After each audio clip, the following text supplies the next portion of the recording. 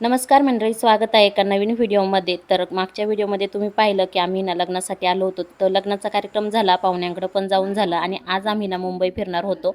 तर आज वरच्या काका काकीला सुट्टी होती, त्यामुळे ना आज आम्ही ना मुंबई फिरणार होतो त्यांच्यासोबत. तर सगळ्यात आम्ही ना ट्रेनचं तिकीट काढलं आणि त्यानंतर स्टेशनवरती आलो. तर आज आम्ही ना बाहेरच नाश्ता केला होता आणि आज दिवसभर ना बाहेरच फिरणार होतो. तर सगळ्यात आधी तर आमची ट्रेन आली नव्हती म्हणून इथं स्टेशनवर जरा वेळ थांबलो आणि ह्या वाऱ्यासारख्या ज्या ट्रेन पळत होत्या ना त्या पाहून जरा वेळ तर माझे डोळेच फिरले होते.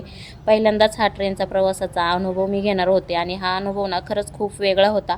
सुरुवातीला तर ना जागाच भेटली नाही, पण त्या ना खिडकीच्या कडेला उभं राहून एवढं भारी वाटलं ना, एकदम मूव्हीसारखाच सीन वाटत होता. मस्त हवा लागत होती आणि ट्रेन तर खूपच फास्ट पळत होती. तर पहिल्यांदाच वरद पण ट्रेनमध्ये बसलेला होता. आता आम्हाला जागा भेटली त्यानंतर वरद आणि त्याचे काकांना इथं गेम खेळत बसले. त्यानंतर आम्ही ना स्टेशनवरती उतरलो आणि इथं उतरल्याच्या नंतर खरंच समजलं की मला किती गर्दी असते ट्रेनला. त्यानंतर दादरवरून आम्ही ना ही टॅक्सी पकडली, लाल पिली टॅक्सी. त्याच्यामध्ये बसून मग आम्ही ना सिद्धिविनायक गणपतीचं दर्शन घेणार होतो. तर सुरुवात आम्ही ना गणपती बाप्पाच्या दर्शनानेच करणार होतो मुंबई फिरण्याची. त्यामुळं ना सगळ्यात आधी तर गणपती बाप्पाच्या दर्शनासाठी आलो. इथं आल्याच्या नंतर ना 1 तास आम्ही ना लाईनमध्ये उभं होतो. 1 तास लाईनमध्ये उभं राहून आम्ही दर्शन घेतलं. त्यानंतर मंदिराच्या बाहेरच ना ही दुकानं आहेत ना आणि खूप सुंदर सुंदर इथं ना हार होते, ओरिजिनल फुलांचे हार. त्यानंतर बाकीचे पण खूप सुंदर सुंदर असं काही घ्यायला होतं, पण आम्ही इथं ना काही घेतलंच नाही, कारण म्हटलं की आता परत कधी जेव्हा येऊ ना तेव्हा घेऊ. आता फक्त ना मी डोळ्यांनी हे सगळं पाहूनच ठेवलं. आता गर्दी खूप होती मंदिरामध्ये. त्यानंतर ना आम्ही इथून पुढचा प्रवास मेट्रोने करणार होतो. गणपती मंदिराच्या शेजारीच ना इथं मेट्रो आहे. तर इथं मेट्रोचं तिकीट काढण्यासाठी आम्ही आलेलो होतो. तर इथं ना ऑनलाईन आणि ऑफलाईन असं दोन्ही प्रकारे ना तिकीट काढता येतं. तर आम्ही तिकीट वगैरे काढलं आणि त्यानंतर ना आम्ही आमच्या ट्रेनची ना वाट पाहत होतो. तर 1:30 वाजता आम्हाला इथून ना मेट्रो होती. तर पहिल्यांदाच अंडरग्राऊंड मेट्रोमधून आम्ही प्रवास करणार होतो आणि फुल AC. तर इथं मेट्रोचा प्रवासाचा अनुभव पण पहिल्यांदाच मिळणार होता आणि खरंच खूप छान होता. मुंबईच्या गरमीमध्ये ना ट्रेनच्या प्रवासापेक्षा हा मेट्रोचा प्रवास मला खूप भारी वाटला. सगळीकडे ना मस्त असे लोकं बसले होते, गर्दी वगैरे काहीच नव्हती, खूप भारी वाटत होतं. त्यानंतर आम्ही CSTवरती ना इथं येऊन थांबलो आणि हे पाहिल्याच्या नंतर ना असं वाटत होतं क्षणभर की दुसऱ्या देशातच येऊन उतरले की काय. खूप छान असं वाटत होतं हे CST पाहायला. आता याला आधी ना विटी म्हणून ओळखायची, कारण इथं व्हिक्टोरिया राणीच राहायची सुरुवातीला. त्यानंतर याचं नाव CST पडलं, म्हणजे छत्रपती शिवाजी टर्मिनस. त्यानंतर आता परत त्याचं नाव छत्रपती शिवाजी महाराज टर्मिनस असं पडलं आहे. पण खरंच खूप सुंदर होतं हे सगळं. आणि याच्यासमोरच ना आराम वडापाव आहे. तो ना खूप वर्षापासूनचा आहे, म्हणजे खूप जुना आहे. तर इथं खूप लोकं नाही येतात. तर म्हटलं चला आपण पण इथं टेस्ट करूया. 1939 पासून हा वडापाव इथं मिळतोय. तर हा वडापाव ना खूप मोठा आहे, जम्बो वडापाव म्हणावा लागेल याला. तर आम्ही ना वडापाव वगैरे खाल्ला आणि आराम हॉटेलमध्ये थोडासा आराम केल्याच्या नंतर ना आम्ही ना निघालो दुसऱ्या ठिकाणी. जरा वेळ आझाद मैदान गार्डनवरती पण थोडासा आराम केला. त्यानंतर आम्ही आलो गेट ऑफ इंडिया पाहायला. आणि आत्तापर्यंत व्हिडिओ आणि फोटोंमध्येच पाहिलं होतं, पण आता प्रत्यक्ष ना डोळ्यांनी हे सगळं अनुभवत होते, डोळ्यांनी हे सगळं पाहत होते. खरंच खूप भारी वाटत होतं पाहायला. पहिल्यांदाच आलेले होते आणि इथं ना खूप सारे लोक आलेले होते, गर्दी भरपूर होती आणि सगळे लोकांना फोटो व्हिडिओज काढत होते बरं का. आणि इथं गेट ऑफ इंडियाचं हे नक्षीकाम तर एवढं सुंदर होतं ना, खूप सुंदर वाटत होतं. आता खूप लांबून लांबून लोक हे पाहण्यासाठी येतात. म्हणजे काही लोकांचं तर स्वप्नच असतं, जे माझ्यासारखे आहे त्यांचं. तर माझंसुद्धा हे स्वप्न होतं.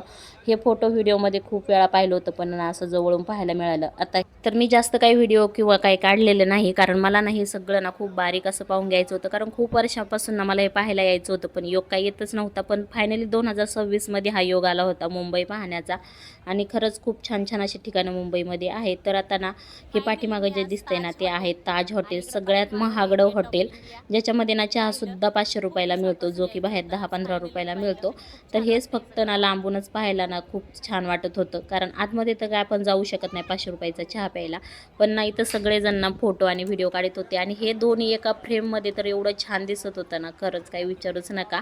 खूप छान दिसत होतं. आता इकडं ना हे सगळे दमलेले होते, आता हे बसलेले होते, पण माझं मात्र व्हिडिओ काढायचं चाललेलं होतं, कारण मला हे सगळं ना कॅप्चर करून ठेवायचं होतं. म्हणून मी सगळीकडे ना फिरून फिरून व्हिडिओ काढत होते. इथं पाण्यामध्ये ना बोटी पण चाललेल्या होत्या. आता वरदला बोटीत बसायचं होतं, पण आम्हाला उशीर होईल, आतमध्ये जाऊन यायला 1 तास लागेल, म्हणून आम्ही बसलो नाही. म्हणून वरद ना थोडासा रुसलेलाच होता. आता तो रुसला म्हणून आमचा पण ना फिरायचा मूडच थोडासा खराब झाला. मग काय जरा वेळ नाही इथं बसलो आणि वरदला कसं तरी म्हणवलं की आता नेक्स्ट टाईम जेव्हा मुंबईला येऊ ना तेव्हा आम्ही यामध्ये बसू. आणि त्यानंतर आम्ही इथं ना चौपाटीवरती आलो जरा वेळ आराम करण्यासाठी. इथं ना चटई आपल्याला ना पैसे देऊन मिळते बसायला. इथं चटईवाले फिरतच असतात. आता सनसेटचा टाईम पण होत आलेला होता आणि आम्ही इथं जरा वेळ बसलो. इथं थोडंसं ना आम्ही ओली भेळ चाट वगैरे ते पण खाल्लं होतं. ते शॉर्ट व्हिडिओमध्ये याचे शॉर्ट व्हिडिओसुद्धा बनवलेले आहे. आता वरद खुश झालेला होता. आता रुसलेला वरदला माती खेळायला मिळणार त्यामुळं. आणि बाकी काही आवडो ना आवडो मुंबईमधलं, पण वरदला हे ठिकाण मात्र खूपच आवडलं होतं, कारण इथं त्याला ना खेळायला ना मिळणार होतं त्यामुळं. तर तो इकडं मस्त पॅन्ट वगैरे वरती करून खेळायला लागला ना. आम्ही जी भेळ चना चटना मागवली होती ना ती इथं खायला लागलो, पण त्याची टेस्ट ना मला अजिबात आवडली नाही. त्यापेक्षा ती कैरी आणि काकडीसुद्धा छान लागली. आता हे पा इथं चटाई घेऊनच फिरतात आणि तुम्ही स्वतःचं पण काही पण आणू शकता बसायला, असं काही नाही इथली चटईच घ्यायला पाहिजे. पण जर असं अचानक आलो तर चटई घेऊन इथं ना मस्त असं ना आपण फॅमिली टाईम घालू शकतो. संध्याकाळच्या वेळेला ना इथं गर्दी ना खूप वाढत होती. खूप सारे लोक ना इथे येत होते आणि खरंच मुंबईच्या ना धकाधकीतून किंवा गर्दीतून शांतता हवी असेल ना तर हे ठिकाण बेस्ट आहे इथे येऊन बसण्यासाठी. आता सनसेट मस्त होत होता. यानंतर ना आम्हाला जायचं होतं मरीन ड्राईव्हला, पण मरीन ड्राईव्हला जायचं आमचं कॅन्सल झालं अचानक. तर एवढीच ठिकाणं आम्ही मुंबईमधली पाहिली. आता सगळी मुंबई फिरायची म्हटलं ना तर एका दिवसात तर काही फिरून होणार नाही. त्यासाठी ना निवांत असं 2-3 दिवस पाहिजे. पण आमच्याकडं ना एवढा वेळ नव्हता. दुसऱ्या दिवशी आम्हाला ना जायचं पण होतं. त्यामुळं ना आम्ही एवढंच सगळं फिरलो. पण खरंच खूप भारी वाटलं हे सगळं फिरून. आता नेक्स्ट टाईम जेव्हा मुंबईला येऊ ना तेव्हा राहिलेली मुंबई पण मस्त अशी फिरून घेऊ. तर आता आमचं येणं जाणं होतच राहील, कारण आमची खूप सगळी माणसं ना मुंबईमध्ये आहेत आणि वरचे काका काकीसुद्धा मुंबईलाच राहतात. चला भेटूया पुढच्या व्हिडिओमध्ये.